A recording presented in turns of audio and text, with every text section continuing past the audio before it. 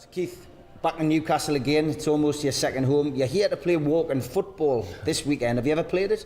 No, know nothing about it, but it's for a great cause, the Sir Bobby Robson Foundation. So I was asked to come and play tomorrow, so it's not too energetic for me, so it suits me right down to the ground. You can still play a bit, because obviously we watched you with joy, turning out for the Pavel Cernicek Cup back in July at Dunstan UTS. You can still turn it on when you want to. Yeah, well, I mean, I'm lucky. I'm still sort of in pretty good shape. The legs aren't as fast as they used to be, but I can still get about the pitch. So, looking forward obviously to the game next month, the Man United against Newcastle for the Alan Shearer Foundation. So, that's going to be a great day, and again another great cause. Alan's named his team. Any surprises in there? Obviously, you're playing for Manchester and player manager for Manchester. Any surprises in Alan's team selection? No, pretty much what I was expecting. Some great names in there. You just go through the whole lot of them, and great Newcastle players from the past. So it's going to be great for the fans, to see those players again, just putting on the black and white shirt. The team at the moment has got off to a pretty decent start. They're sitting in 4th place at the time of recording the show today, and Rafa has come in, and the Revolution is well and truly underway. He's made some good signings. Have you been watching that with interest? I have, yeah.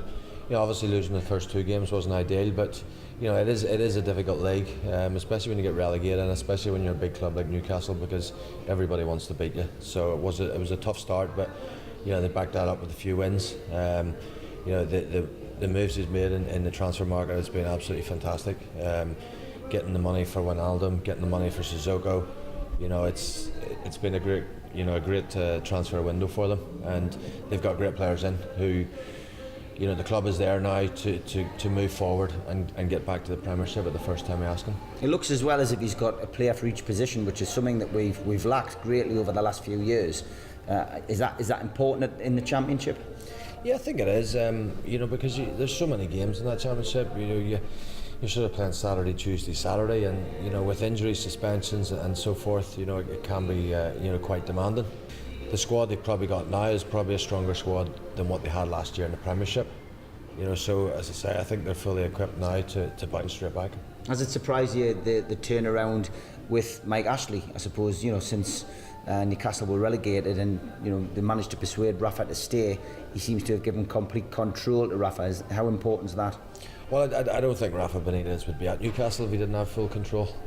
He's managed all around the world, the top clubs in the world, and when you're managing Newcastle, you need full control. So it's great to see that he has that. I think it was paramount that they kept Rafa Benitez. I think it shows what a big club Newcastle is, that he's prepared to manage in the Championship, because I think he realises what a club this is. And I think that last game of the season, beating Tottenham, and the big turnout that day showed Rafa Benitez, how much the club means to the fans, and if things are going right, how the fans will get behind Rafa Benitez. I can't interview you without asking you about that infamous night at St James's Park against Barcelona. What was it like to play in that game?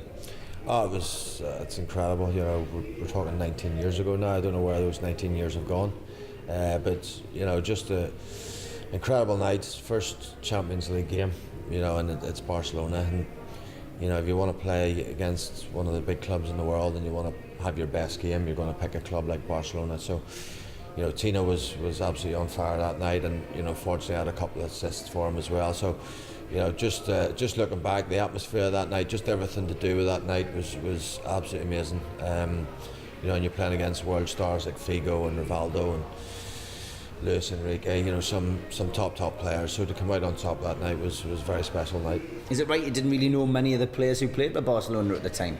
Well, I certainly didn't know Sergi, the left back. He was actually the Spanish left back, but I think that was more to do with, we didn't have the sort of same, with Sky TV, you didn't have the Spanish football that we do nowadays. So I hadn't heard of Sergi, and probably a good thing, because you think before the game I'm up against the Spanish left back here, you think, it could be in for a torrid night, but fortunately for me it was the other way around, and I was able to sort of give him a bit of a run out. Great stuff. And Tino, Do you still keep in touch with him? Yeah, I was actually speaking to him last week when I was out in Spain on a family holiday. So I'd rang him over there. So I didn't get much sense out of him, but that's typical Tino. Keith, great to see you, mate. Cheers. Good luck with the walk in football. Cheers. Thanks again, Thanks, mate. Steve. Cheers, mate.